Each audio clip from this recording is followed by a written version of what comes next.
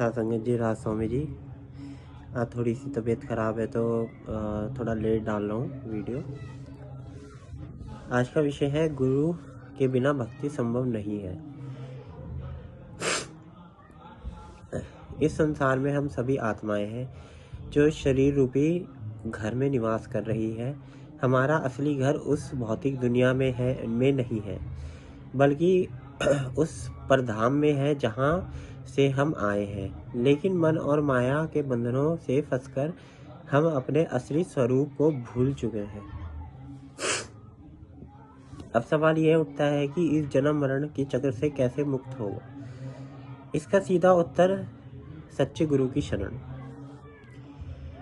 गुरु केवल एक इंसान नहीं होता, बल्कि वह परमात्मा का ही स्वरूप होता है, जो हमें सही मार्ग दिखाने के लिए इस धरती पर आते हैं। जैसे अंधेरे कमरे में दीपक के बिना कुछ दिखाई नहीं देता, वैसे ही गुरु के बिना आत्मा को सत्य का ज्ञान नहीं होता।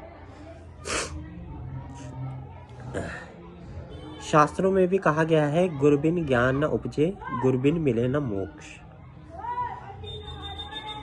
गुरु हमें नाम न देकर उस दिव्य नामों से जोड़ते हैं जो हमें अंदर की यात्रा पर ले जाता है।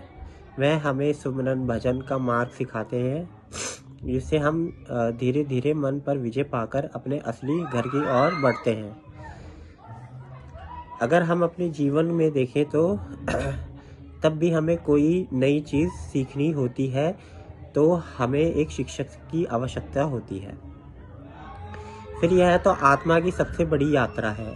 इसमें गुरु के बिना कैसे सफलता मिल सकती है। लेकिन केवल गुरु मिल जाना ही काफ़ी नहीं होता, उसके बताए हुए मार्ग पर चलना भी जरूरी है। सच्चे शिष्य वही हैं जो गुरु की आज्ञा का पालन करें, नियमित साधन करें और अपने जीवन को सरल, सच्चा और पवित्र बनाएं।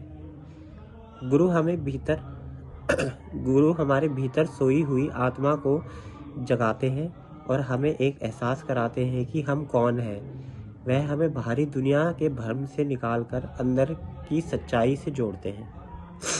अंत में बस यही कहना चाहूँगा, अगर हमें सच्ची शांति, सच्ची आनंद और मुक्ति की प्राप्त करनी है तो हमें सच्चे गुरु की शरण में जाना होगा, उसके बताए हुए मार्ग पर चलना होगा। राधा स्वामी।